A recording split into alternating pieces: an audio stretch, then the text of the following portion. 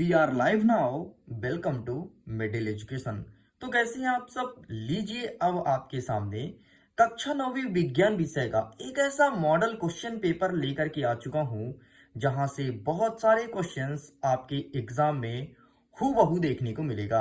अगर आप इस वीडियो को बहुत अच्छे से और एंड तक देखते हो, सबसे अच्छा स्कोर गेन करोगे, अपने स्कूल में टॉप करोगे, क्योंकि मिडिल एजुकेशन आपके सामने 4 सेटों में मॉडल क्वेश्चन पेपर प्रेजेंट करने वाला है। देख सकते हैं आपके पेपर का इंटरफेस कुछ इस प्रकार से रहेगा एंड इसका part number first already upload हो चुका है। अगर आपने पार्ट नंबर फर्स्ट का वीडियो नहीं देखा, मिडिल एजुकेशन के ऑफिशियल यूट्यूब चैनल पर अपलोड कर दिया गया है, जाइए जाकर के जल्दी से देख लीजिए।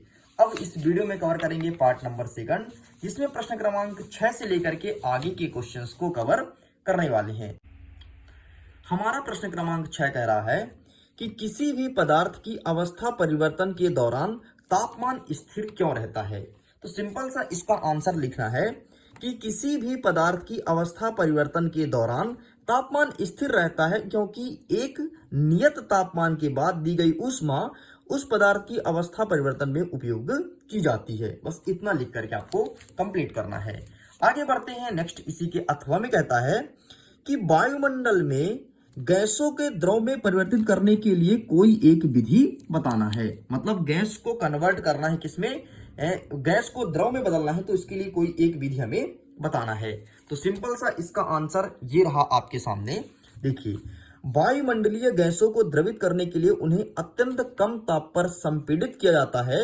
एक एग्जाम्पल लिखा है कि पेट्रोलियम गैस को संपीड़ित करके सिलेंडर में भरा जाता है तो यह द्रव अवस्था में बदल जाती है तथा द्रवित पेट्रोलियम गैस अर्थात एलपीजी कहलाती है। बस इतना लिख करके आपको कंप्लीट करना है।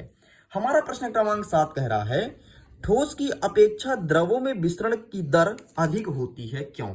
ऐसा क्या रीजन होता है कि ठोस कम फैलता है और जो द्रव होता है ज्यादा फैलता है। तो इसका सिंपल सा रीजन है, जो ठोस के कण होते हैं वो अत्यंत पास पास होते हैं और द्रव के कण ठोस की अपेक्षा दूर होते हैं, इसलिए द्रव में विसरण अधिक होता है।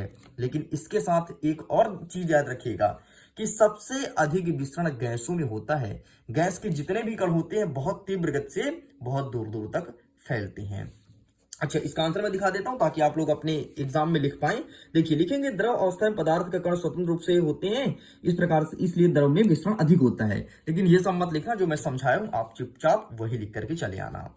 नेक्स्ट, इसी के अथवा में कहता है एसीटोन पेट्रोल या इत्र डालने पर हमारी हथेली ठंडी हो जाती है, क्यों। मतलब ऐसा क्या रीजन है कि हम एसीटोन डालें, पेट्रोल डालें, इत्र डालें तो हमारा हाथ ठंडा हो जाएगा। तो सिंपल सा ये रहा इसका आंसर। इसका आंसर लिखेंगे कि एसीटोन पेट्रोल और इत्र डालने पर हमारी हथेली तथा आसपास से ऊर्जा प्राप्त कर बाष्पीकृत हो जाती है, जिस कारण से हमारी हथेली ठंडी हो जाती है। बस इतना लिख करके आपको कंप्लीट करना है। आगे देखते हैं, प्रश्न क्रमांक 8 कह रहा है मिश्र धातु किसे कहते हैं, एक मिश्र धातु का नाम बताना है। तो सिंपल सर, मिश्र धातु मतलब मिल करके और धातु बनाना। तो दो या दो से अधिक मेटल को जोड़ करके एक धातु का निर्माण करना है, धातु बनाना मिश्र धातु कहलाता है। एंड बोला है एक मिश्र धातु का नाम बताओ, तो पीतल आपका एक मिश्र धातु है जो कि जिंक और कॉपर से मिलकर के बनता है, जिसमें जिंक का 30% योगदान होता है और कॉपर का 70% योगदान होता है। बस इतना आपको लिख करके चले आना है।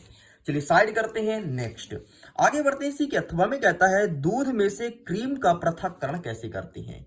सिंपल से पूछा है कि दूध से क्रीम किस प्रकार से निकाला जाता है। तो ये रहा इसका आंसर।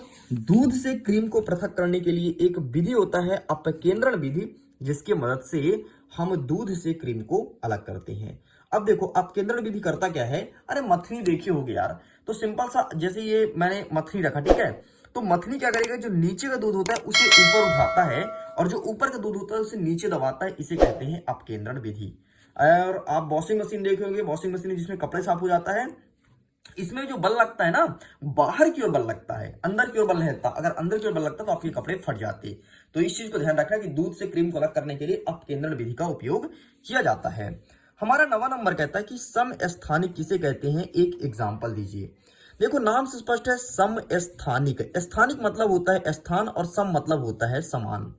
तो तो ऐसा कोई तत्व जिसका परमाणु क्रमांक समान हो किंतु परमाणु भार भिन्न भिन्न हो उसे कहते हैं समस्थानिक। देखो भाई, स्थान मतलब होता है क्रमांक, है ना, पर तत्व जो होते हैं वो क्रम से अरेंज होता है।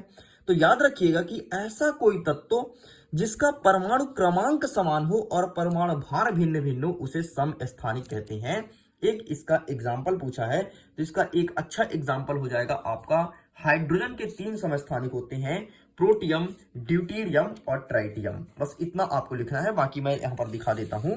ये रहा आपके सामने, देखो ये डेफिनेशन लिखा है और ये रहा आपका एग्जाम्पल। लेकिन कुछ सेटों में ये भी पूछा जाएगा कि समभारिक किसे कहते हैं। ठीक है, यहां पे क्या लिखा है, समस्थानिक। कुछ सेटों में आएगा समभारिक किसे कहते हैं। अब देखो, सम मतलब होता है समान और भारिक मतलब भार। तो ऐसा कोई तत्व जिसके परमाणु भार समान हो और परमाणु क्रमांक अलग अलग हो उसे कहते हैं समभारिक। और समस्थानिक किसे कहते हैं, ऐसा कोई तत्व जिसका परमाणु क्रमांक समान हो और परमाणु भार भिन्न भिन्न हो उसे कहते हैं समस्थानिक। इस चीज को ध्यान रखिएगा। तो प्लीज आप इसका फोटो क्लिक कर लो। आगे बढ़ते हैं। इसी के अथवा में कहता है कि संतुलित बल किन्हें कहते हैं, संतुलित बल। ठीक है, तो आइए इसका भी आंसर दिखा देते हैं। संतुलित बल मतलब ऐसा बल जो संतुलन के सिद्धांत पर कार्य करे, मतलब एकदम संतुलित रहे। ठीक है, उसे कहते हैं संतुलित बल। आप इसका आंसर यहाँ पर देख सकते हैं, यहां से लेकर यहां तक लिखा गया है। कोई बहुत ज्यादा टफ क्वेश्चन नहीं है, बहुत इजी लेवल का क्वेश्चन है। इस प्रकार से हमने यहां तक कवर कर लिया। आगे बढ़ते हैं। प्रश्न क्रमांक 10 कहता है हमारा कि गुरुत्वाकर्षण का सर्वात्रिक नियम क्या कहलाता है। सबसे पहले आपको पता होना चाहिए कि गुरुत्वाकर्षण का नियम देने वाले व्यक्ति का नाम क्या था। तो इंग्लैंड के न्यूटन दादा भाई गुरुत्वाकर्षण दियो बताए, मतलब वो इंग्लैंड के थे और उन्होंने ही गुरुत्वाकर्षण का नियम दिया था। तो ये है भाई गुरुत्वाकर्षण का नियम। दो वस्तुओं के बीच लगने वाला बल दोनों वस्तुओं के द्रव्यमान के गुणनफल के समानुपाती और बीच की दूरी के वर्ग के व्युत्क्रमानुपाती होता है। इसे कहते हैं गुरुत्वाकर्षण का सर्वात्रिक नियम। F बराबर जी m1 into m2 upon D square. ये फॉर्मूला याद रखना, ये आपको लिखना ही पड़ेगा, तभी जाकर के आपको 2 में से 2 नंबर मिलेंगे। ये प्रश्न आपके 2 नंबर का देख सकते हैं, 1 नंबर डेफिनेशन लिखने पर और 1 नंबर आपको फॉर्मूला लिखने पर मिलेगा। आगे बढ़ते हैं। इसी में एक और प्रश्न पूछा है कि ऊर्जा संरक्षण का नियम क्या है। अब देखो, ऊर्जा संरक्षण मतलब ऊर्जा को संरक्षित करना।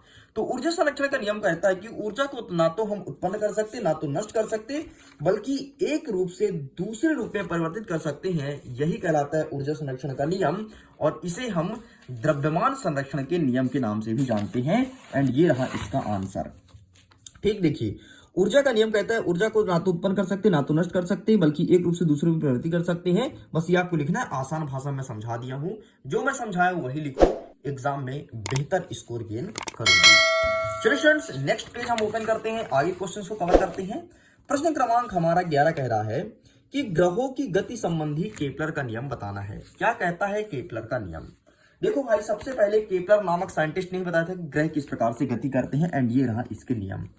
केपलर साहब कहते हैं कि प्रत्येक ग्रह कक्षा की एक दीर्घवृत्ताकार होती है, मतलब जहां पर चक्कर लगाते हैं वो दीर्घवृत्ताकार होती है और ग्रह इस प्रकार से चक्कर लगाते हैं। ये कहता है इनका पहला नियम। दूसरा नियम कहता है सूर्य तथा ग्रह को मिलाने वाली रेखा समान समय में समान क्षेत्रफल तय करती है।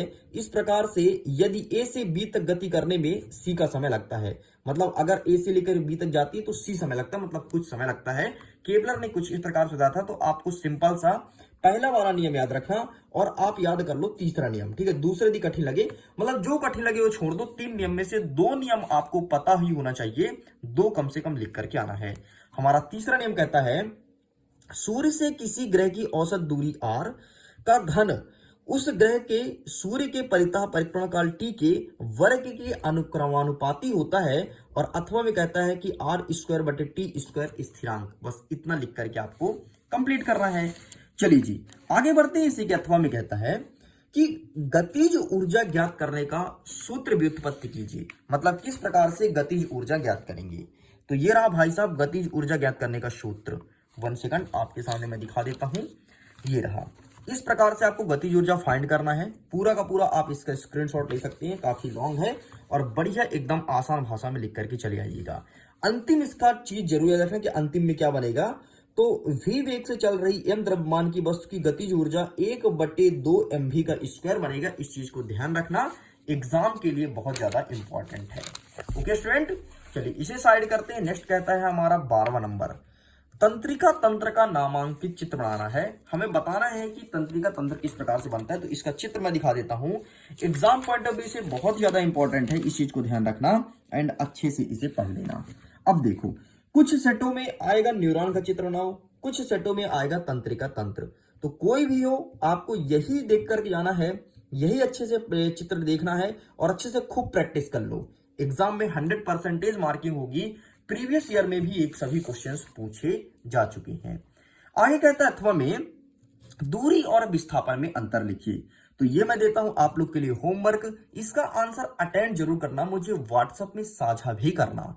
जिस स्टूडेंट्स का आंसर सबसे अच्छा लगेगा उनके आंसर्स को मैं ग्रुप में शेयर करूंगा, जहां पर लगभग 47,000 बच्चे जुड़े हुए हैं। तो एक गोल्डन चांस है आपको ग्रुप में अपना खुद का आंसर भेज के वहां पर देखने में काफी मजा आएगा। आपको खुशी भी होगी कि यार हमने सही आंसर भेजा तो सर ने इसे शेयर किया। प्लीज अटेंड जरूर करना। मेरा व्हाट्सएप नंबर है 74700705 इस नंबर पर आप मुझे अपने आंसर को व्हाट्सएप कर सकते हैं।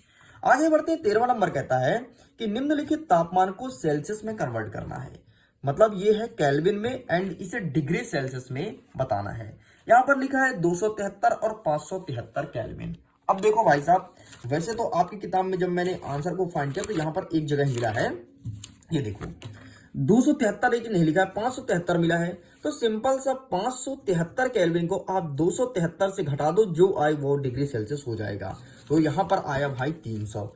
तो ऐसे ही अब यहां पर लिखा है 373 है और 373 को आपको घटाना है किससे, 273 से। तो आएगा आपका 100 डिग्री सेल्सियस पहले वाले को उत्तर, और इसको भी ऐसे घटा दो।